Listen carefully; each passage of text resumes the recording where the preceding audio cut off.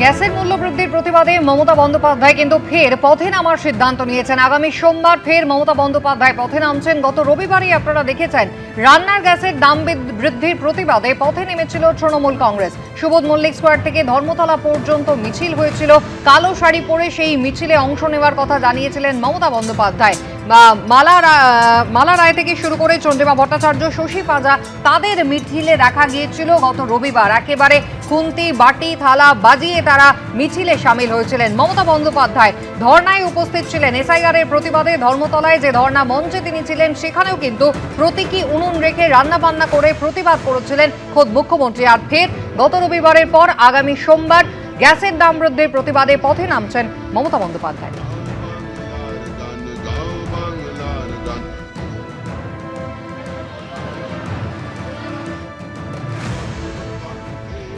অতএব এই জাতীয় তৃণমূলের দুমুখ রাজনীতি, তার মুখোশ এখন খুলে পড়ছে।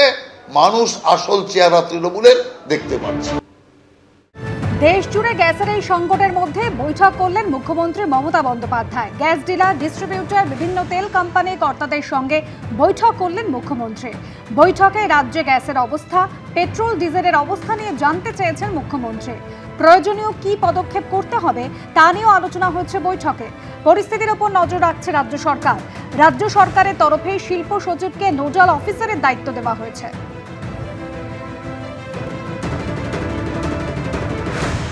আমরাও একটা এসওপি তৈরি করব মানুষকে জানানোর জন্য যে আপনারা দয়া করে এখানকার যে গ্যাসটা এখানে তৈরি হয় সেটা এই ক্রাইসিসের বাইরে পাঠাবেন না। যেমন হলদিয়াতে আছে, আপনারা জানেন, কল্যাণীতে আছে, দুর্গাপুরে আছে। আমরা রিকোয়েস্ট করেছি মিড ডে মিলে যেন প্রবলেম না হয়,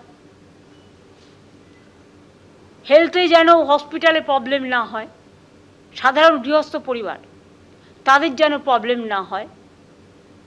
কিন্তু যে কোনো ব্যাপারে প্ল্যানিং, মনিটরিং অ্যান্ড সিস্টেম, এটা হচ্ছে সবচেয়ে বড় ব্যাপার।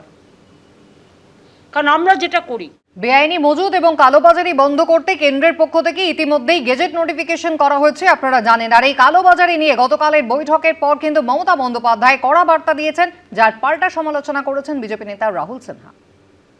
আমি ডিএমএসপিদের এবং সমস্ত ডিপার্টমেন্টগুলোকে নিয়ে 4:30 সময় 4:30 ভার্চুয়াল করব।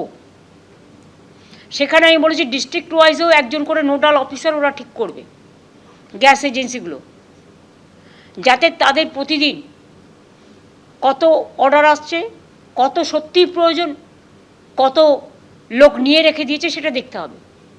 যদি সত্যি সত্যি কোথাও হোর্ডিং হয়ে থাকে, ব্ল্যাকমেলিং কেউ করে থাকে, তাহলে সেটা কিন্তু গভর্নমেন্ট তুলে নেবে এবং তুলে নিয়ে মানুষকে দিয়ে দেবে।